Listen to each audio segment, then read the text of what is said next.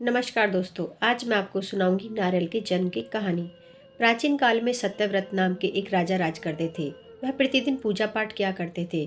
उनके पास किसी भी चीज़ की कमी नहीं थी। वह धन दौलत से लेकर हर प्रकार की सुविधा से समृद्ध थे।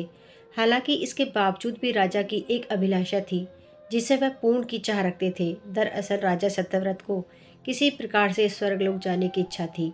वह अपने जीवन में कम से कम एक बार स्वर्गलोक के सौंदर्य को देखना चाहते थे, लेकिन उन्हें इसका मार्ग नहीं पता था। इधर दूसरी तरफ ऋषि विश्वामित्र अपने तपस्या के लिए घर से बाहर निकले। चलते चलते वह अपनी कुटिया से काफी आगे चले गए थे। काफी समय बीत गया लेकिन वह नहीं लौटे। इस कारण उनका परिवार भूख और प्यास से तड़प रहा था। राजा सत्यव्रत को जब यह पता चला तो उन्होंने ऋषि विश्वामित्र के परिवार के पालन पोषण की जिम्मेदारी ले ली। कुछ समय बाद जब मुनिवर लौटे तो वे अपने परिवार को कुशल देख काफी प्रसन्न हुए। उन्होंने पूछा कि उनकी अनुपस्थिति में किसने उनकी देखभाल की। इस पर ऋषि के परिवार वालों ने बताया कि राजा ने उनके पालन पोषण की जिम्मेदारी उठाई थी। यह सुनकर ऋषि विश्वामित्र तुरंत राजमहल पहुंचे और राजा से मुलाकात की। वहां पहुंचकर उन्होंने सबसे पहले महाराज को धन्यवाद कहा। इस पर राजा ने ऋषि से अपनी इच्छा पूर्ण होने का आशीर्वाद मांगा। राजा की बात सुनकर ऋषि विश्वामित्र ने कहा, बोलिए महाराज, आपको क्या वरदान चाहिए। तब महाराज ने कहा, हे मुनि, मुझे एक बार स्वर्गलोक के दर्शन करने हैं। कृपया करके मुझे वहां जाने का वरदान दें।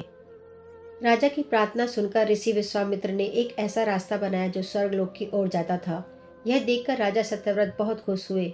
वह तुरंत उस रास्ते पर चल पड़े और स्वर्गलोक पहुंच गए।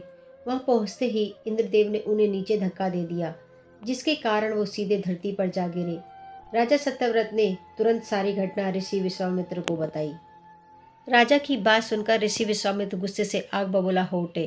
उन्होंने तुरंत सभी देवताओं से इस बारे में बात की और इस समस्या का हल निकाला, जिसके बाद राजा के लिए एक नया स्वर्गलोक बनाया गया। नए स्वर्गलोक को पृथ्वी और देवताओं के स्वर्गलोक के बीचों बीच स्थापित किया गया था, ताकि किसी को परेशानी ना हो। नए स्वर्गलोक से राजा सत्यव्रत को बहुत खुशी हुई, लेकिन विश्वामित्र को एक चिंता लगातार सता रही थी। उन्हें डर था कि नया स्वर्गलोक कहीं जोरदार हवा के कारण गिर न पड़े। अगर ऐसा होगा तो राजा सत्यव्रत दोबारा से धरती पर जा गिरेंगे। काफी सोच विचार के बाद ऋषि विश्वामित्र को एक उपाय सूझा। उन्होंने नए स्वर्गलोक को नीचे एक बहुत लंबा खंभा लगा दिया ताकि उसे सहारा मिल सके। ऐसी मान्यता है कि नए स्वर्गलोक के नीचे लगाया गया खंभा एक विशाल पेड़ के तने के रूप में बदल गया। यही नहीं, कुछ समय पश्चात जब राजा सत्यव्रत की मृत्यु हुई तो उनका सिर एक फल में तब्दील हो गया। तभी से इस खंबे को नारियल का पेड़ कहा जाने लगा, जबकि राजा का सिर नारियल के रूप में जाना गया। यही कारण है कि नारियल का पेड़ इतना लंबा होता है। इस कहानी से हमें यही सीख मिलती है कि अगर सच्चे मन से किसी की मदद करें तो हमारी हर ख्वाहिश पूरी हो सकती है। धन्यवाद।